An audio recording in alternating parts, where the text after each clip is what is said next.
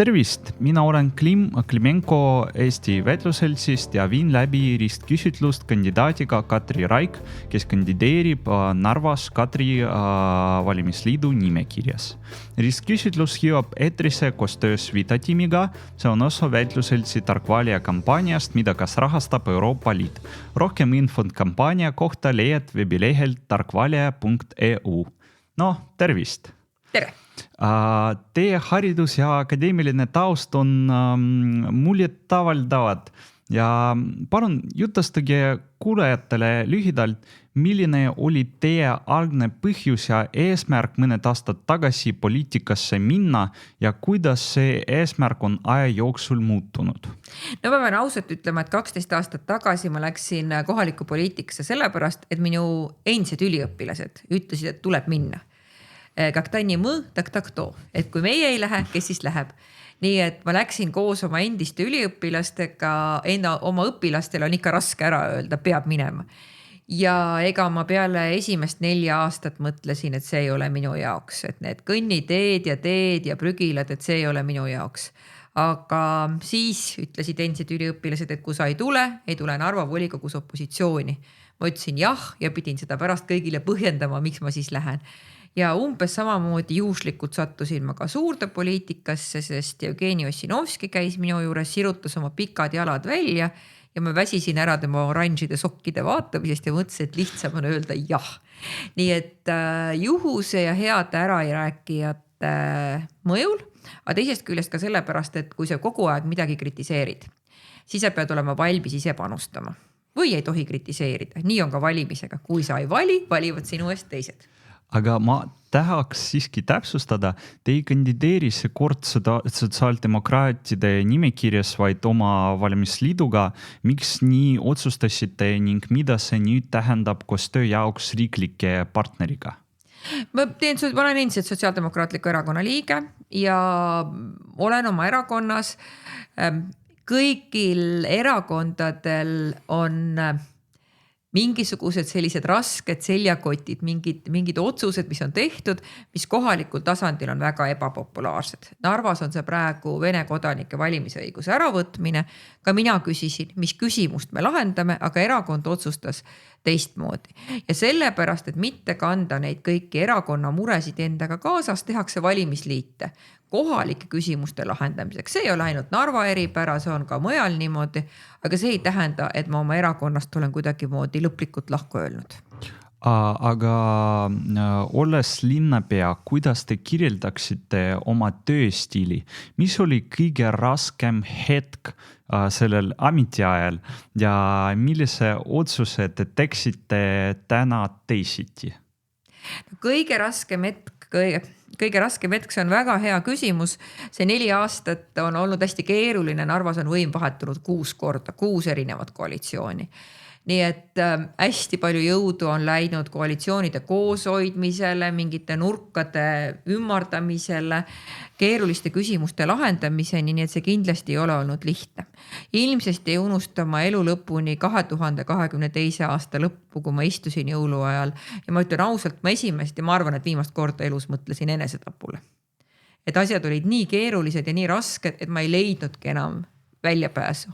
Kuna ma olin jäänud üsna üksi oma põhimõtetega meie valimisliidus ja ma väga võitlesin selle vastu, et linna tekib uus hall kardinal, kes hakkab kuskil kardina taga tõmbama niite.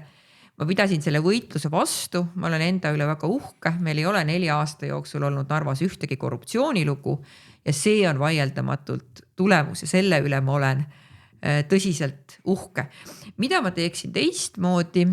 Ma arvan, et seda on vara öelda, et see 4 aastat saab kohe läbi ja siis, kui ma olen 2 kuud puhanud, kui me saame teiega uuesti kokku, siis ma vastan sellele küsimusele, mida ma oleksin teinud teistmoodi. Ma ei arva, et mul oleks midagi kahetseda sellest 4 aastast. Kui me vaatame Narva tulevikku laiemalt, siis tahaks küsida, et töökohtade teema on Narva jaoks eriti tundlik, kuigi omavalitsus ei loo töökohti otseselt. Millised on need 2-3 hoba mida linn saab ise kasutada, et investeeringut ja ettevõtlikkust soodustada? No Narva ei saa oma asukohta muuta, see on kõige keerulisem. Me asume siin Euroopa ja Venemaa piiril ja inimene, investor läänest, kes vaatab Euroopa kaarti ja vangutab pead. Seda me muuta ei saa, see on selge. Mida me saame muuta? Me saame muuta oma linna kuvandit. Et me ei oleks linn, millest räägitakse kui sellest kohast, kus algab sõda.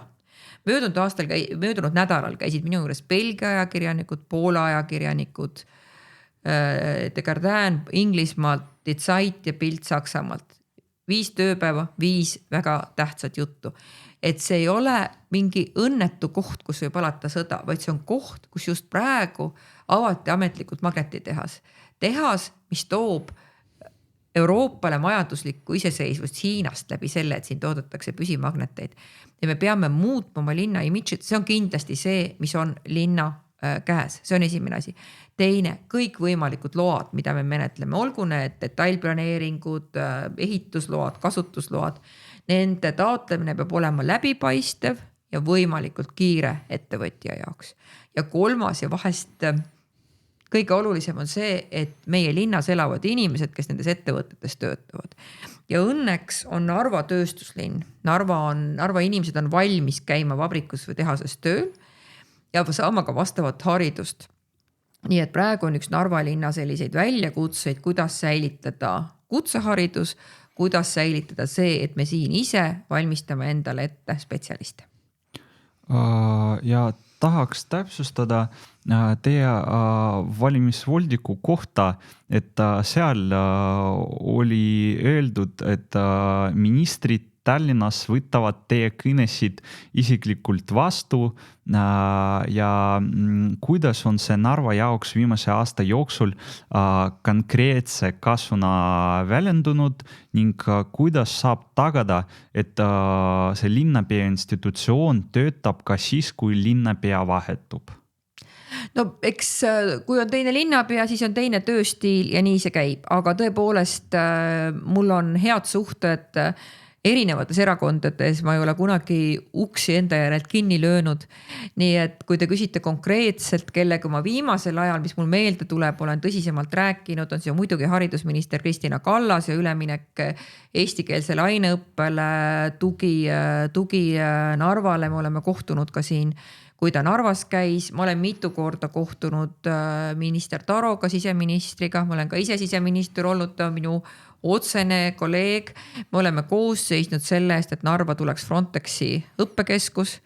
Ka meie piir on siiski lahti, ka see on oluline. Soomes on kogu piir Venemaaga kinni, meil on lahti, ka see on väga oluline asi. Veel olen ma rääkinud Kliimaministeeriumi kantsleriga, eelkõige seoses meie kütteküsimuste lahendamisega, aga ka Kudruküla üleujutuste likvideerimisega. Neid näiteid on veel.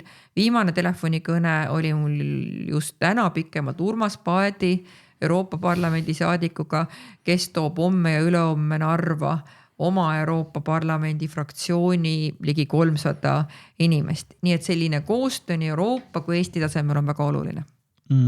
Aga samal ajal, kui tulete 4 aastat tagasi oma valimisliiduga, oli teie toetus väga kõrge.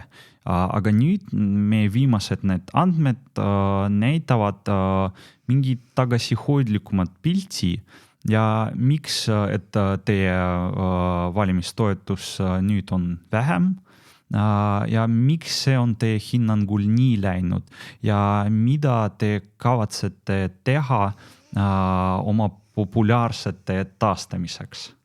No kõigepealt eks seda, kui palju saab valimisliit kokku hääli või see mina isiklikult hääli on näha 19. oktoobril.